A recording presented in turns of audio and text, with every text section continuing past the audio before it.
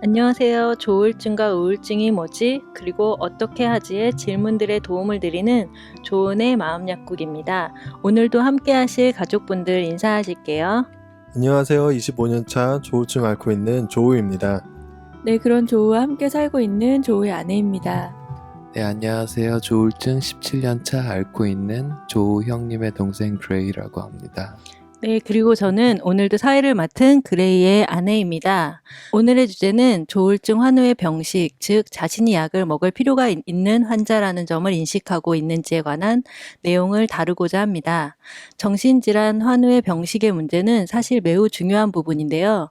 한 연구에 따르면 양극성 장애와 정신분열증 환우들 중에서 10에서 15%가 이 병으로 인해 자살을 한다고 합니다. 이건 미국의 통계인데요. 한국 성인 인구의 자살률이 2016년 기준 0.028%, 약 0.03%가 된다고 하는데요. 그것과 비교해보면 조울증과 정신분열증 환자의 자살률이 300배가 넘게 더 높다고 할 수 있습니다. 그렇기 때문에 조울증 환우들이 적절한 약을 복용하는 것은 매우 중요한 문제라고 할 수 있겠습니다. 조은님도 병식이 없어서 약을 거부한 적이 있으신가요? 네, 여태까지 제가 25년 동안 병을 알아왔는데 네. 당연히 약을 안 먹으려고 한 시기가 있죠. 네, 저도 알고 있습니다. 네. 네, 처음 발병했을 때가 중학교 2학년 정도 나이 때였는데요. 그때는 부모님과 함께 살았기 때문에 어, 약을 처음에 먹었죠. 통원 치료하면서 약을 먹었는데 중학교 3학년 때 제가 호주를 갔어요. 호주 유학을 갔는데 처음에는 한국에서 보내주시는 약을 먹다가 아무래도 이 약을 챙겨주는 사람이 없으니까 또 어린 나이고 해서 약을 조금씩 안 먹었던 것 같아요. 그리고 그 나중에도 병이 나았다 생각을 하고 안 먹은 그런 시기가 많죠. 아, 네. 조은님께서는 25년 차시기 때문에 약을 꾸준히 드셨을 거라고 생각을 했는데 그런 일이 있으셨네요. 네, 꾸준히 먹진 않았어요. 네. 그러면 그레이 님도 단약을 경험하신 적이 있으실까요? 아, 네. 숱하게 많습니다. 네. 제가 기억나는 것만 해도 몇 가지가 있네요. 그렇죠. 네. 네, 기억나는 에피소드 하나가 있는데요. 어느 날 그레이 님이 병원에 혼자 갔다 온 적이 있었어요. 그런데 그날따라 약이 두 가지밖에 처방이 되지 않은 거예요. 그래서 조금 이상했지만 설마 하고 있었거든요. 네. 그런데 알고 보니 이제 약을 처방받고 마음에 드는 약 두 알만 남겨놓고 두 가지만 남겨놓고 나머지는 다 버리고 오신 거예요. 아이고, 저런. 네, 네. 그래서 다시 병원에 가야 되는 번거로움을 겪은 적이 있습니다. 네, 단약도 되게 지능적으로 하시네요. 네. 네, 그 약을 뿌린 사건에 의해 그 사건 이후로 근데 이제 이거는 보호자분께서 환자가 평소에 어떤 약을 얼마나 용량을 먹는지 유심히 보셨기 때문에 가능했던 것 같아요. 네, 그렇죠. 약이 많았던 약을 제가 수까지 헤아릴 수는 없었어요. 지금은 사실 아침에 몇 알, 저녁에 몇 알, 뭐 어떤 색깔의 약 정도까지는 제가 알고 있거든요. 네. 네, 네, 그때는 이제 깜빡하면 속을 뻔했죠. 네, 속지 않으셔서 다행입니다. 네. 이렇게 환우들이 약을 먹지 않는 이유는 무엇일까요? 네, 우선 환우들이 약을 안 먹는 이유는 여러 가지가 있겠죠. 여러 가지가 있겠는데 그 중에 하나는 자신의 병을 인정하기 싫은 거죠.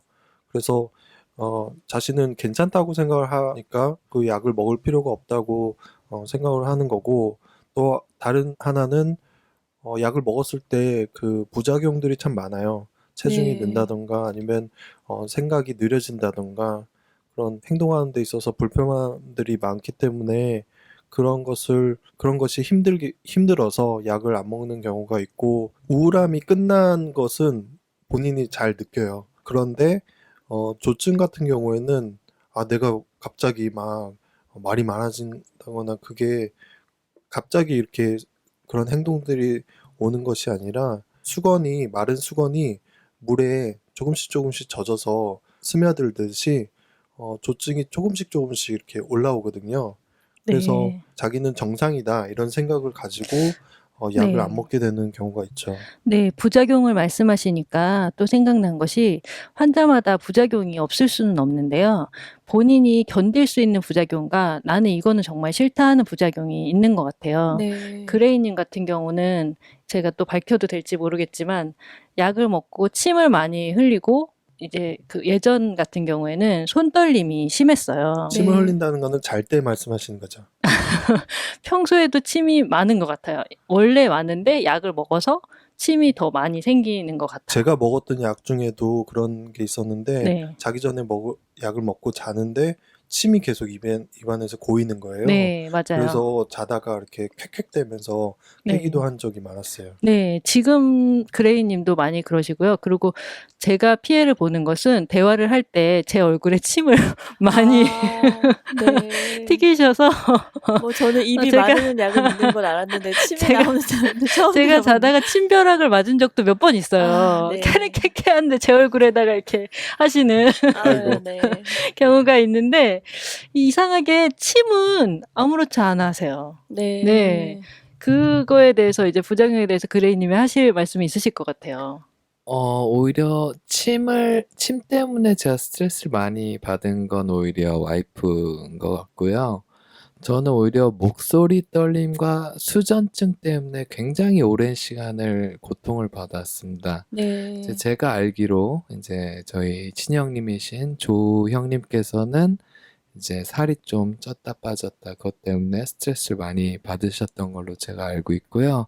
네. 네, 그래서 저는 지금도 이제 안정제를 이제 잘 복용을 하지 않으면은 목소리 떨림과 수전증이 너무 심하기 때문에 뭐 예를 들면 사람들과 어울리면서 이제 뭐 대화를 해야 된다던가 뭔가 프리젠테이션 뭐 그런 거 할 때에도 네. 심지어 뭐 교회 사람들과 셀 모임을 할 때 쉐어링 할 때조차도 네.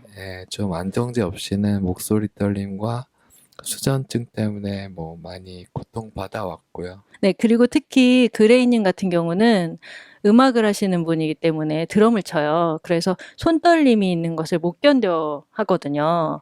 그래서 저희 같은 경우에는 의사 선생님께 그런 부분을 말씀을 드리고 약 중에서 운동신경계에 영향을 미치지 않는 약들이 또 있더라고요. 네. 네, 그래서 그런 약을 처방받아서 지금은 손떨림이 없이 드럼을 칠 수 있게 되었습니다. 네, 그러니까 이 말씀을 이제 단약을 하는 이유 중에 하나가 네. 부작용을 참지 못해서 네, 단약하는 경우가 있는데 그렇게 이어지지 않도록 그 환우가 특별히 견디지 못하는 부작용이 뭔지를 확인을 하고 그게 최대한 드러나지 않는 종류의 약으로 항정신 약물이 굉장히 종류가 많잖아요. 그렇죠. 그런 약으로 처방을 받도록 조치와 상의를 해라 이런 말씀이네요. 네, 그렇죠. 그렇게 저희가 극복한 내용을 말씀드린 거예요. 네. 네, 맞아요. 그 약을 환우 본인이 자기 임의대로 그 약을 골라서 먹는 그런 것은 좋지 않은 것 같고 네. 네, 담당의와 상의를 하면서 맞춰가는 그런 시간이 필요한 것 같아요. 네, 그 약물의 효과나 부작용이 사실은 인터넷만 쳐봐도 많이 나오는데요. 그건 개인차가 굉장히 심하고 네. 또 지금 드시고 계시는 다른 약과의 어떠한 시너지 효과라든지 이런 걸 다 보셔야 되기 때문에 조은님 얘기하신 것처럼 이 약은 나 이런 부작용이 있으니까 안 먹을래 하고 빼고 드시면 절대 안 되고요. 본인의 주치의와 상의를 하셔서 용량을 줄인다든지 부작용이 나지 않는 다른 약으로 처방을 받는 방법을 추천을 드립니다. 그리고 이제 양극성 장애를 앓는 사람들이 제가 책에서 본 내용인데요. 많은 분들이 자신의 병이 잠깐 나타났다가 사라지는 것쯤으로 여긴다고 합니다. 그래서 병원에서 입원 중이거나 아니면 초기에 발병이 굉장히 심했을 경우에 약을 먹지만 그 처방받은 약을 뭐 한 달치 아니면 한 병을 다 먹은 후에는 나는 이제 약이 필요 없어 이렇게 생각을 하고 단약을 하는 경우가 많이 있다고 하네요. 네, 조울증이라는 병이 눈으로 보이게 외쪽으로 아픈 게 아니기 때문에 자기가 다 나았다 이렇게 여기는 거네요. 그리고 단약을 한 시점부터 바로 본인의 그런 증상이 나오면 좋겠는데 네. 그것이 한동안 재발이 안 될 그 기간이 길 수 있거든요. 네, 그렇죠. 언제 그 재발이 될지 모르는 거기 때문에 처음에 단약을 했는데 아무런 변화가 없으면 아, 내가 나았구나 이렇게 생각을 할 수 있는데 그렇게 하다가 어느새 이렇게 일몰이 들어오듯이 병에 잠겨버리는 그렇게 되는 것 같아요. 네, 전에 조은님이 그런 표현을 한번 하셨는데 그 조울증의 감정의 변화가 고무줄과 같다. 그래서 우울의 주기가 깊어지면 조증의 시기가 높이 올라가고 우리가 마치 고무줄을 이렇게 당겼을 때 많이 당기면 더 멀리 나가는 것처럼 그 생체 주기가 그렇게 움직이기 때문에 조은님 말씀처럼 단약을 했을 때 바로 갑자기 튕겨져 나가는 게 아니라 서서히 변화가 오고 사실은 단약으로 인한 그 파장은 먹었을 때보다 훨씬 크게 그 이후에 대가를 치를 수밖에 없게 되는 거죠. 네, 단약을 하고서는 그 피해를 본인이 잘 아는 게 중요하고 그 체험을 잘 연습 삼아 이제는 약을 먹어야겠구나 네. 본인이 그렇게 생각을 하는 것이 중요한 것 같아요. 네, 제가 그 다른 환우들에게 들은 내용인데 약을 먹었을 경우에 우울해지고 아니면 멍해지고 자기의 평소의 인지 능력보다 훨씬 떨어지고 뭐 대화할 때 단어가 생각이 안 난다든지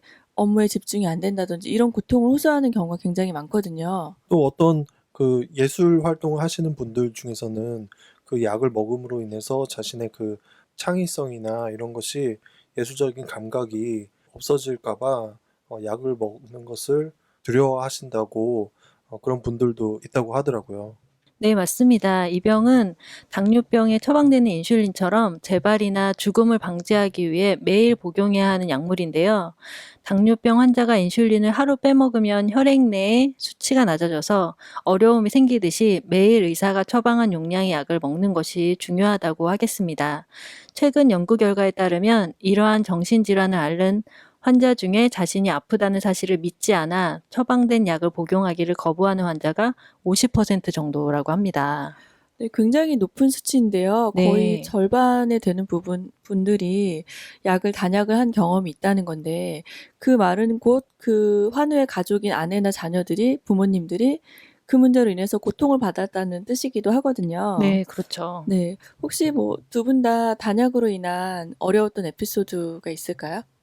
제가 단약을 했던 이제 한 사례를 말씀을 드리자면은 2012년도 1월쯤에 정말 나는 깨끗이 나았구나라는 생각으로 정말 단약을 시작했습니다. 그래서 진짜 1년 동안 정말 아무 일도 없는 거예요. 근데 네. 사실상 2012년도 1년 동안 조증으로 살았던 거였습니다.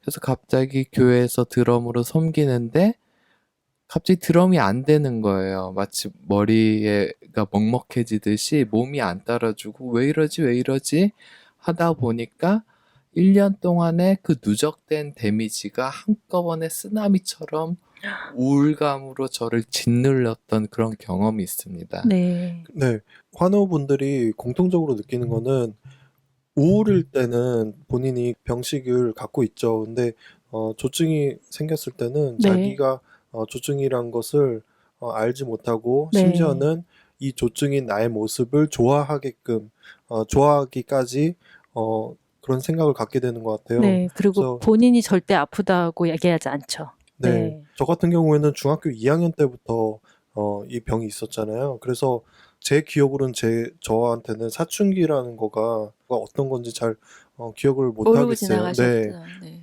보통 사춘기 때 제2의 인격이 형성된다고 하는데 저는 그 병 때문에 우울증인 시기 6개월, 또 조증인 시기 6개월 이런 식으로 그런 삶이 시작이 돼서 어느 게 내 모습인지 모르겠는 거예요. 그런데 많은 조울증 환우들이 조증일 때 자신의 모습을 또는 그때 느낌들이 너무 행복하다던가 아니면 좋게 느껴지는 거죠. 그것이 굉장히 위험한 것 같아요. 네. 맞습니다. 네, 약의 중요성은 사실 아무리 강조해도 지나치지 않는 것 같은데요. 미국 정신의학협회에서 시행한 통계에 따르면 조울병 환우의 50%가 병식이 없다는 결과가 나왔다고 합니다. 정신질환을 앓는 환자의 대부분이 약을 복용하지 않는 이유는 가장 보편적으로는 병식 부족이라고 볼 수 있는데요. 그러니까 나는 아프지 않다 또는 나는 다 나았으니까 더 이상 약을 먹을 필요가 없어. 이렇게 생각을 한다는 거죠. 네. 그러니까 의도적으로 나는 아프지만 잠깐 안 먹어볼 거야가 아니라 나는 약이 필요 없어. 이렇게 믿는 거예요, 환우는. 정말 위험한 생각이네요. 네, 근데 네. 주변에서 가족이 야, 너 병자야. 이렇게 말을 해도 그거를 용납할 수가 없다는 거죠. 왜냐하면 본인은 그렇게 믿고 있기 때문에. 네, 그 약을 안 먹는 때가 제가 아까 음. 말씀드렸다시피 조증일 때 약을 안 먹게 되는 경우가 많은데 네. 그때는 본인이 괜찮아졌다는 생각을 갖고 있기 때문에 음. 너 약 먹어 주위에서 말한다면 가족이 네. 말한다면 그 자체가 공격인 거죠. 네, 네. 공격인 거죠. 나는 멀쩡한데 네. 나를 이상한 사람 취급하는 거죠. 네. 너가 나를 그래서 환자를 만든다. 네. 그래서 가족들이 정말 힘들어요. 네. 그 약 때문에 약 문제로 가족과 안 좋은 일들이 많이 생기는 것 같아요. 네, 저희 이제 유명한 심리학자인 엘리자베스 커블러 로스라는 분이 있는데요. 네. 이분이 말한 죽음을 받아들인 5가지 단계가 있어요. 첫 번째는 이제 여기서는 죽음이라고 표현했지만 제가 얘기할 때는 환우들이 자기의 병을 인식하는 단계로도 적용할 수 있을 것 같은데요. 첫 번째는 부인을 합니다. 난 죽지 않을 거야. 나는 죽을 병에 걸리지 않았어. 이렇게 하다가 그 다음에 분노가 올라온다고 해요. 왜 나에게 이런 일이 생겼지? 왜 나같이 열심히 산 사람이 이런 병에 걸린 거야?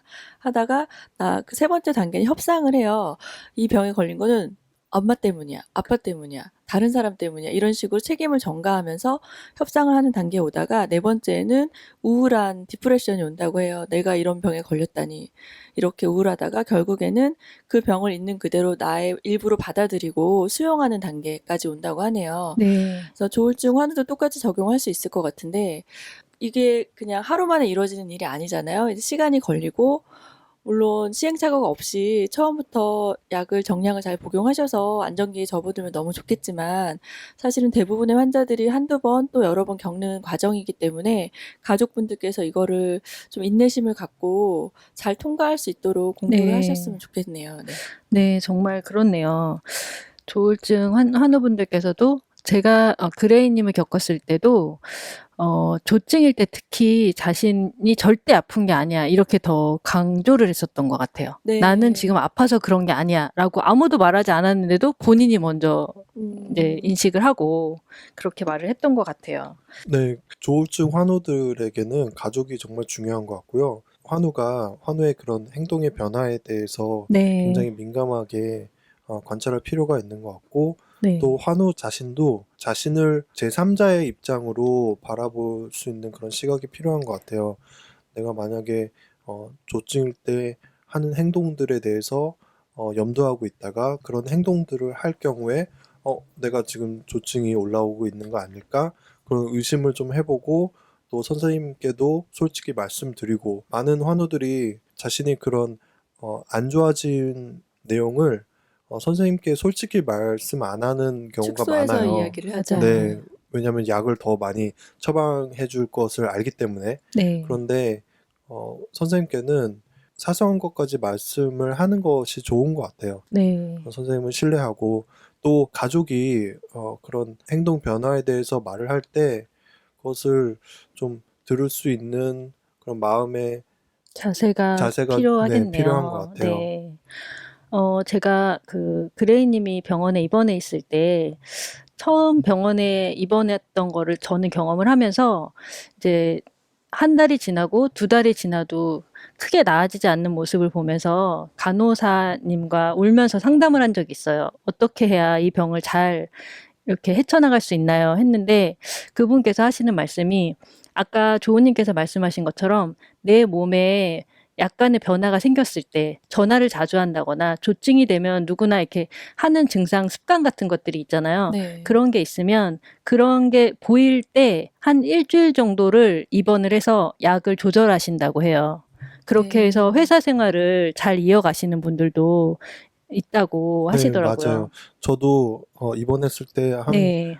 분을 봤는데 그렇게 병이 심하지 않은 거예요. 네. 환자들도 알잖아요. 네, 보면 네. 저 사람이 심한 사람인지 아닌지. 그렇죠. 근데 그분이 말씀을 하시더라고요. 자기는 1년에 한 번 정도는 네. 입원을 해서 그 약이 신약들이 나오기 때문에 음. 자신의 몸에 맞는 그 약을 찾는 그 네, 시간을 맞아요. 갖는다. 네, 한 네. 일주일 정도 입원을 한다. 이런 네. 말씀을 하시더라고요. 그래서 저렇게 저런 분도 계시구나 하는 생각을 했죠. 네, 네, 맞아요. 건강하게 사회생활을 하면서 자의로 자신의 상태가 약간 위험하다 했을 때 자의 입원을 짧게 하시면서 병이 더 나빠지지 않게 관리를 하신다는 말씀이죠. 네네. 그것을 위해서 좀 휴가를 미뤄두시거나 좀 잘 활용하시는 네, 것도 여기서 한 가지 짚어야 될 부분이 조울증이란 양극성 장애라는 병이 양약의 도움을 반드시 받아야 하는가 이 부분 자체를 의문을 품을 수 있거든요. 처음 발병하신 분들은. 네.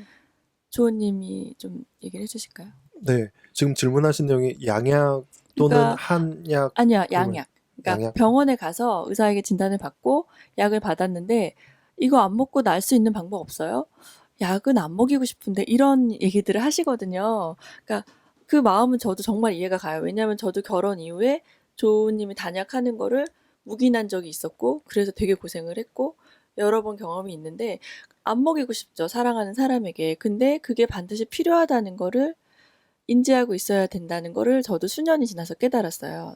우선 저 같은 경우는 그런 경험들이 많기 때문에 양약 치료가 아니고 다른 치료로 나올 수 있다면 얼마나 좋겠어요. 근데 아직까지는 제가 여태까지 25년 동안 이 병을 알아오면서 그런 치료를 보지 못했고요.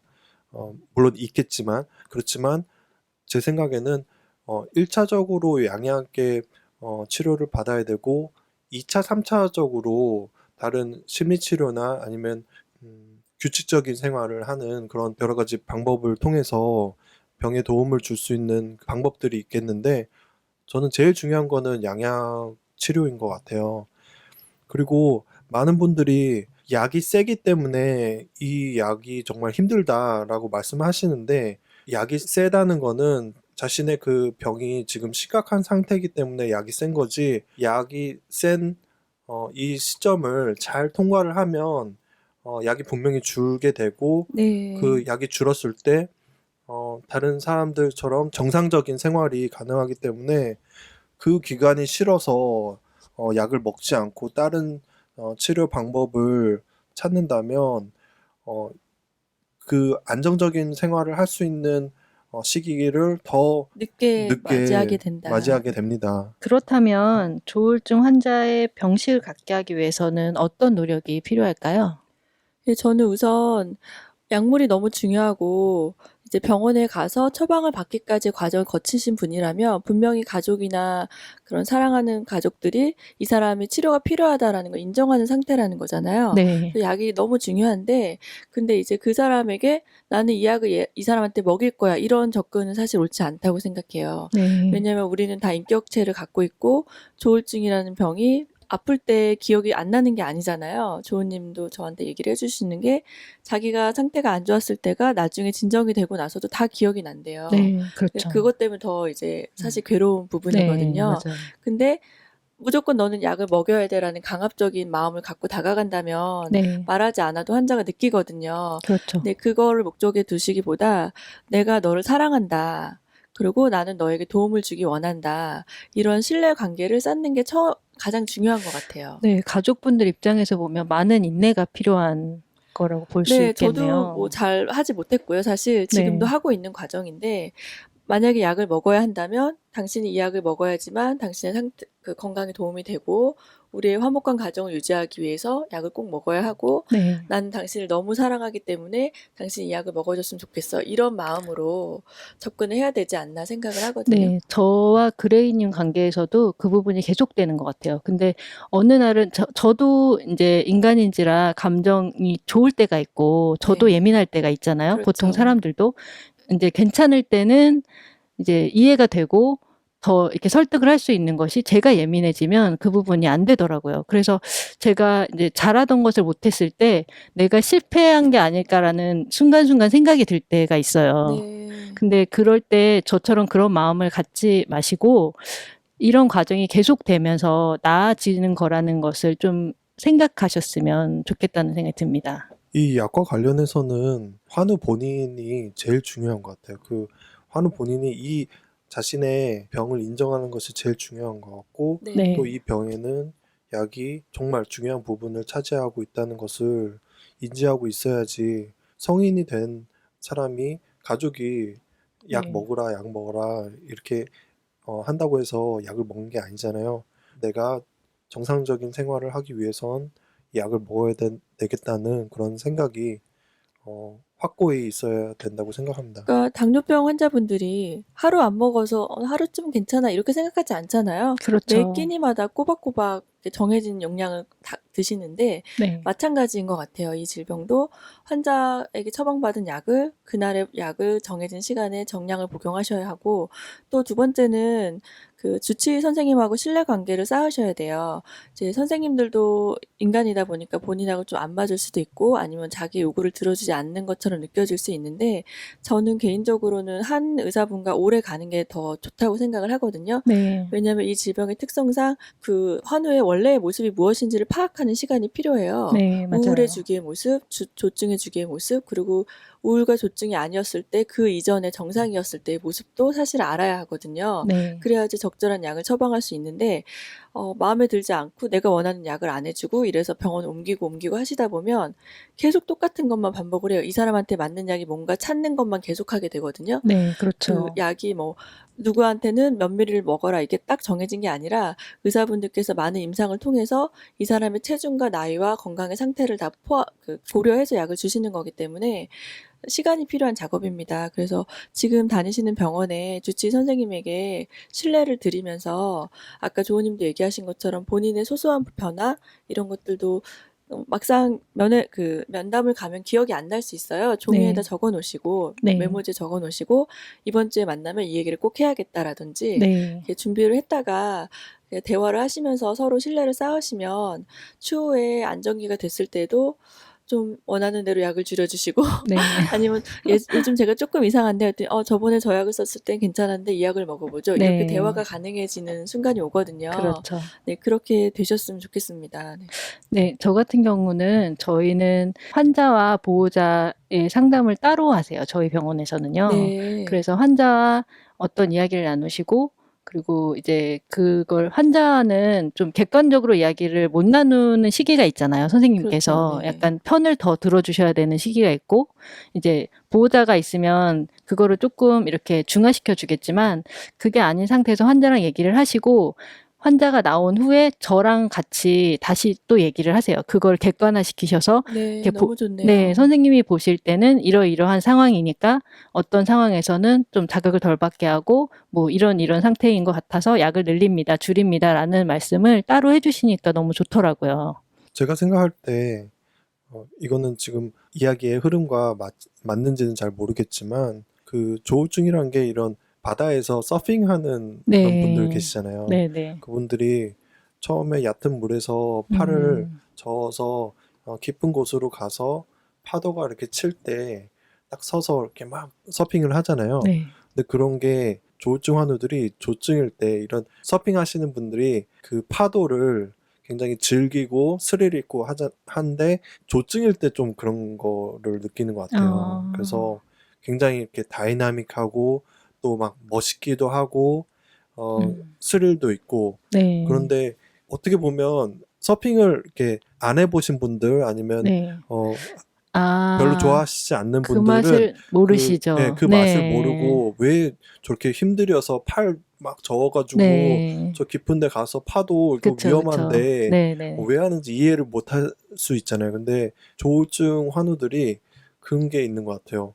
약을 먹지 않고 그러면 자기도 이렇게 살려고 발버둥 치는 건데 그게 더 깊은 바다로 가는 거고 그 큰 파도를 맞는 것을 즐기게 되는 좀 그런 생각이 드네요. 근데 조증일 때 본인의 모습은 스스로는 만족도가 높지만 사실 옆 사람은 정말 힘들거든요. 맞아요. 조증일 때 죽을 것 같거든요. 네, 맞아요. 본인만 즐거우신 거지 그 주변에 아내와 부모님과 자녀분들이 계시면 굉장히 괴롭습니다. 그거를 꼭 인지해 주셨으면 좋겠네요. 네. 저는 처음에 제가 먼저 조울증을 앓고 또 동생이 그 나중에 한 5년 뒤인가 이렇게 발병하는 모습을 보면서 조울증 환우도 힘들지만 그 가족이 얼마나 힘든지를 저도 이렇게 그때 조울증 느끼셨군요. 환우로서 경험을 한 거죠. 네네. 그래서 저는 조울증 환우지만 조울증 환우의 가족의 마음도 어느 정도는 알고 경험을 네. 한 것 같습니다. 아, 뭐 자기 방어하시는 건가요, 지금?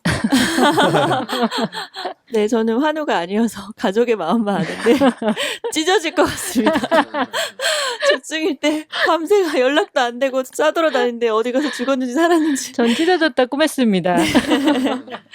그리고 뭐 카드를 막 쓰신다든지 막 말도 안 되는 꼬트를 잡아서 사람을 괴롭히고 밤에 잠을 못 자게 계속 말을 시키고 비판을 하고 뭐 말로 할 수가 없죠. 그래서 저희가 이제 방송 듣는 청취자분들의 최선을 다하고 계신 걸 알아요. 이제 가족분들의 노력을 저희가 잘못됐다고 말씀드리는 건 아니고요. 다만 이제 저희가 겪어본 바로는 양약이 너무 꼭 필요한 병이고 네. 또 병식의 문제가 가장 키포인트다. 그리고 환자 본인이 병식을 갖게 하기 위해서 한 가지 방법만 있는 건 아닌데 정말 여러 노력이 필요한데 그러한 부분에 대해서 저희도 같이 계속 공부하면서 좋은 자료를 공유했으면 좋겠습니다. 네. 제가 환우 가족분들한테 또 한 가지 얘기 드리고 싶은 거는요.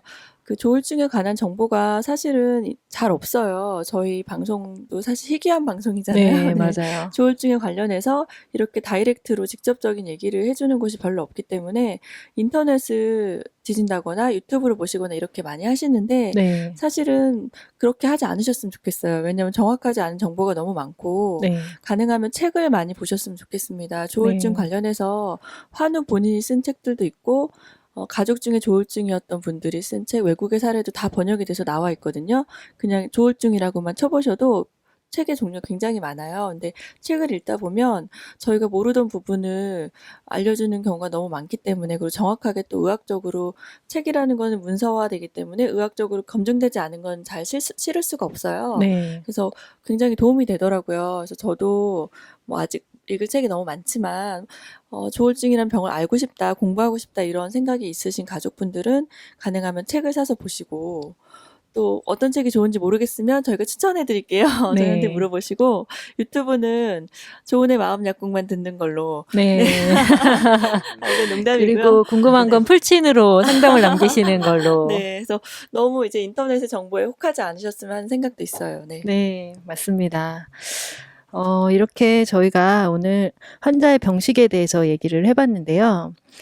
저희 이야기가 도움이 되셨으면 좋겠고요. 오늘은 헬렌 켈러의 명언으로 방송을 마치고자 합니다.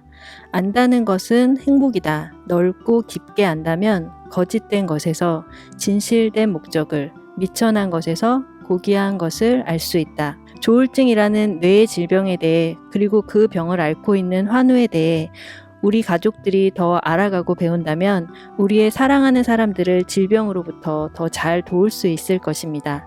오늘 방송 여기서 마치겠습니다. 청취자 여러분, 감사합니다. 감사합니다. 감사합니다.